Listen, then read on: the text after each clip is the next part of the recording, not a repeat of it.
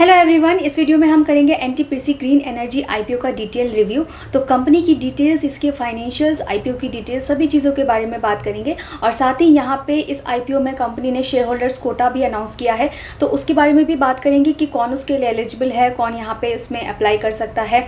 तो सभी चीज़ों के बारे में बात करेंगे। और जैसा कि हम देख रहे हैं कि मार्केट अभी काफ़ी वॉलेटाइल है, काफ़ी करेक्शन मोड में आया हुआ है, तो काफ़ी सारे स्टॉक्स जो है वो नीचे आए हैं। स्पेशली जो एनर्जी सेक्टर के जो स्टॉक है उसमें काफ़ी ज़्यादा जो है हमें करेक्शन देखने को मिल रही है। जैसे वारी एनर्जी का स्टॉक है, तो उसमें क्या रीज़न है इसके पीछे, उसके ऊपर मैंने एक सेपरेट वीडियो बनाया है, आप वो भी चेक कर सकते हैं। तो ये भी एक एनर्जी सेक्टर का ही स्टॉक है। तो यहाँ पे भी अगर आप ग्रे मार्केट में हम देखोगे तो वहाँ पे कुछ खास डिमांड देखने को नहीं मिल रही है। और वैसे भी पिछले कुछ आईपीओ हमने देखे हैं जहाँ पे हमें ग्रे मार्केट प्रीमियम में डिमांड देखने को नहीं मिल रही है, मार्केट का सेंटिमेंट वीक है। तो इन सब चीज़ों को देखते हुए अब इस आईपीओ में क्या करना चाहिए, कि क्या यहाँ पे आपको कुछ लिस्टिंग है, मिलने के बेनिफिट्स हैं, क्या इसमें अप्लाई करना चाहिए या नहीं, इसके बारे में हम डिटेल में बात करेंगे।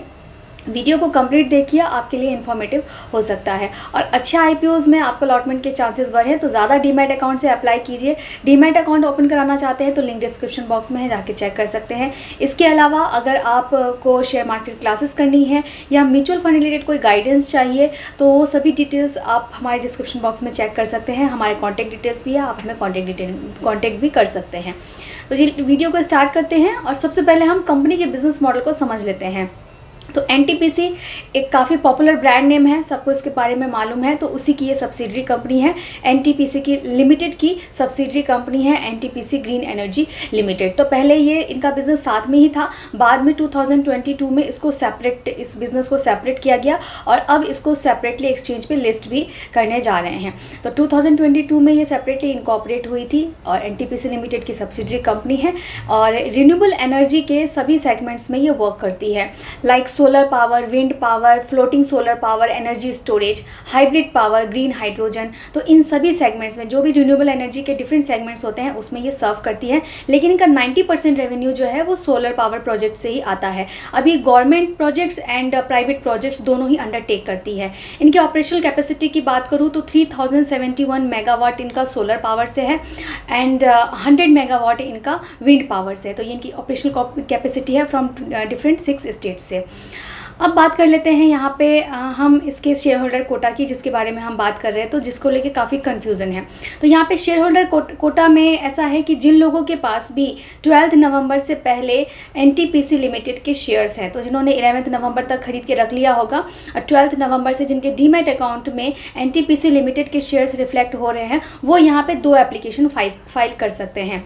तो एक तो शेयर होल्डर कोटा के अंदर भी आप एप्लीकेशन फाइल कर सकते हैं और दूसरा यहाँ पे आप रिटेल कैटेगरी में या एचएनआई कैटेगरी में जैसे आप रेगुलर करते हो उसके अंदर भी आप एप्लीकेशन फाइल कर सकते हैं। मतलब एक पेन पे आप 2 एप्लीकेशन फाइल कर सकते हैं। तो यहाँ पे आपको अलॉटमेंट के चांसेस जो है बढ़ जाते हैं। और वैसे भी इस आईपीओ का साइज़ जो है वो काफ़ी बड़ा है, तो यहाँ पर अलॉटमेंट के चांसेस भी आपको बनेंगे। तो अगर आपके पास एनटीपीसी लिमिटेड के शेयर्स हैं 12 नवंबर से पहले, अगर आपने उसको बाई करके रखा हुआ है, अभी आपके डीमैट अकाउंट में है, तो आपको ये शेयर होल्डर कोटा के अंदर भी अप्लाई करने का जो है यहाँ पे चांस मिलेगा। तो डबल एप्लीकेशन आप फाइल कर सकते हो। अगर 12 नवंबर के बाद बाय किया है तो आप इसके लिए एलिजिबल नहीं है। तो ये यहाँ पे शेयर होल्डर कोटा वाला जो है ये एक इम्पॉर्टेंट डिटेल था। अब हम कंपनी के फाइनेंशियल्स की बात कर लेते हैं। तो कंपनी के फाइनेंशियल्स में आप यहाँ से देखेंगे इसके असेट में लास्ट 1 ईयर में अच्छी ग्रोथ देखने को मिली है। Revenue and profit after tax में आउटस्टैंडिंग ग्रोथ देखने को मिली है। तो रेवेन्यू में आप देखोगे तो लास्ट 1 ईयर में इनके रेवेन्यू में 1094% का यहाँ पे ग्रोथ देखने को मिला है, विच इज़ आउटस्टैंडिंग। और प्रॉफिट आफ्टर टैक्स में भी आपको 100% से ज़्यादा का ग्रोथ देखने को मिला है। तो कंपनी के फाइनेंशियल्स यहाँ से काफ़ी स्ट्रॉन्ग देखने को मिल रहा है। नेट वर्थ कंपनी के पास है, रिजर्व सरप्लस भी इंक्रीज़ हो रहा है और कंपनी के पास थोड़ी बहुत बोरोइंग्स भी हैं। इस तरीके की कंपनीज़ में आप देखेंगे तो डेट रहता है, जो दूसरों से कॉन्ट्रैक्ट लेती है, मटेरियल लेती है, तो ऐसी कंपनीज़ में थोड़ा बहुत डेट होता है। रिटर्न रेशोज़ की बात करें तो फिलहाल कंपनी के रिटर्न रेशोज़ इतने हेल्दी नहीं है, जहाँ पे इसका ROE 7.3% का है। डेप्ट इक्विटी रेशो भी इनका 1 से ज़्यादा है। तो इस तरीके से जो कंपनी के अगर रिटर्न रेशोज़ पे आप अगर ध्यान देंगे तो कुछ खास इनके रिटर्न रेशोज़ नहीं है। और PE रेशो से अगर आप कंपेयर करेंगे पीयर कंपैरिजन से, तो सबसे पहले नाम आता है अदानी ग्रीन का। तो काफ़ी बड़ी कंपनी है, तो उसके कंपैरिजन में अगर देखेंगे तो PE रेशो इसका काफ़ी ज़्यादा है। तो हायर वैल्यूशंस पे ये आईपीओ भी आ रहा है। अब बात कर लेते हैं कंपनी का ऑल ओवर, जो हमने अभी डिस्कस किया है इसके फाइनेंशियल्स एंड इसकी बिज़नेस मॉडल की। तो बिज़नेस मॉडल काफ़ी स्ट्रॉन्ग है, और जिस तरीके से आजकल रिन्यूएबल एनर्जी और ग्रीन एनर्जी के ऊपर फोकस कर रही है गवर्नमेंट, तो इन कंपनीज़ का, इस सेक्टर का जो स्कोप है वो काफ़ी ब्राइट है, काफ़ी आगे जाने वाली है कंपनी, जैसे हम अदानी ग्रीन में भी देख रहे हैं।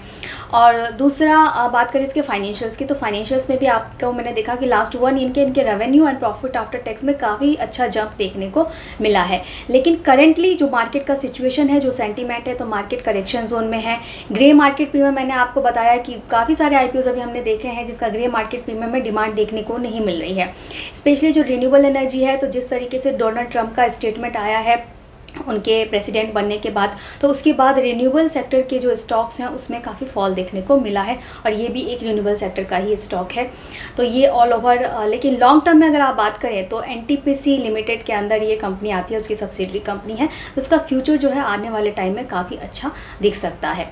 अब हम आईपीओ की डिटेल्स की बात करते हैं, तो 19 नवंबर को ये ओपन होगा एंड 22 नवंबर को ये क्लोज हो जाएगा। ये कंपनी एक्सचेंज पे 27 नवंबर को लिस्ट हो जाएगी। इसका प्राइस बैंड रखा गया है 108 पर शेयर का, तो हायर कट ऑफ पे आपको अप्लाई करना पड़ता है। एक लॉट में 138 शेयर्स रहेंगे, तो आप रिटेल कैटेगरी में अप्लाई कर रहे हैं तो मैक्सिमम 13 लॉट्स तक के लिए अप्लाई कर सकते हैं, और साथ ही अगर आप शेयर होल्डर कोटा के अंदर अप्लाई करते हैं तो वहाँ पे भी आप 13 लॉट्स तक के लिए अप्लाई कर सकते हैं। इस आईपीओ का टोटल साइज़ है 10,000 करोड़ का, तो काफ़ी बड़े साइज़ का ये आईपीओ है और पूरा का पूरा फ्रेश इशू है। यहाँ पे जो एनटीपीसी लिमिटेड के जो एम्प्लॉयज़ हैं, जो इस कंपनी के एम्प्लॉयज़ होंगे, उनके लिए ₹5 पर शेयर का डिस्काउंट भी दिया गया है। रिटेल कैटेगरी के लिए यहाँ पे 10% शेयर्स रिजर्व रखे गए हैं।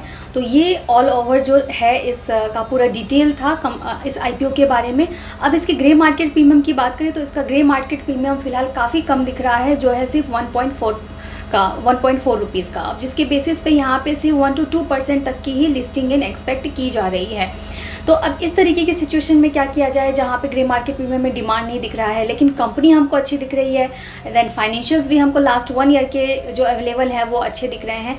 तो ऐसे सिचुएशन में मार्केट का सेंटीमेंट भी देखते हुए, क्योंकि मार्केट का सेंटीमेंट भी काफ़ी बिगड़ा हुआ है, करेक्शन मोड में चल रहा है मार्केट, तो ऐसे सिचुएशन में इट्स बेटर कि आप थर्ड डे तक वेट करें, क्योंकि हो सकता है ये ग्रे मार्केट प्रीमियम और नीचे जाए और ये माइनस में भी जा सकता है।